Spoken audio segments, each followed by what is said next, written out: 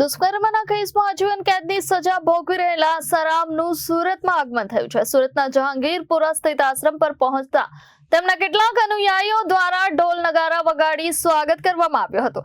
વર્ષો બાદ આસારામ સુરતના આશ્રમ પર આવ્યા છે। આસારામના આગમનને લઈને તેમના અનુયાયીઓમાં ઉત્સાહ જોવા મળ્યો હતો। હાલ આસારામ સુરત આશ્રમમાં ભક્તોને દર્શન આપી રહ્યા છે। આગામી 3 દિવસ સુધી સુરતમાં આશ્રમમાં રોકાણ કરશે, ત્યારબાદ તેઓ સુરતમાંથી રવાના થશે। દુષ્કર્મ કેસમાં આજીવન કેદની સજા ભોગવી રહેલા અને તાજેતરમાં જ ગુજરાત હાઈકોર્ટ દ્વારા સ્વાસ્થ્યના કારણોસર શરતી જામીન મેળવનારા આસારામ લગભગ 13 વર્ષ બાદ ફરી સુરત પહોંચ્યા છે।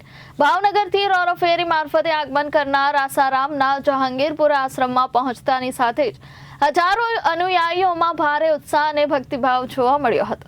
ઢોલ નગારા સાથે સ્વાગત માટે અંધ ભક્તો આશ્રમના ગેટ પર જ હાથમાં દીવડા લઈને ઊભા રહી ગયા હતા।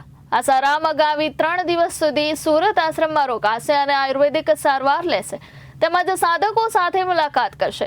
આસારામના સમર્થકોએ તેમનું ભવ્ય સ્વાગત કર્યું હતું। તેમના વિરુદ્ધના આરોપોને ષડયંત્ર ગણાવીને બચાવ કર્યો હતો। આશ્રમની બહાર અને અંદર ભક્તોની ભીડને લીધે કાયદો વ્યવસ્થા જાળવવા તંત્ર સતર્ક બન્યું છે। Reporter Arvind Rathod, Janadesh news, Surat.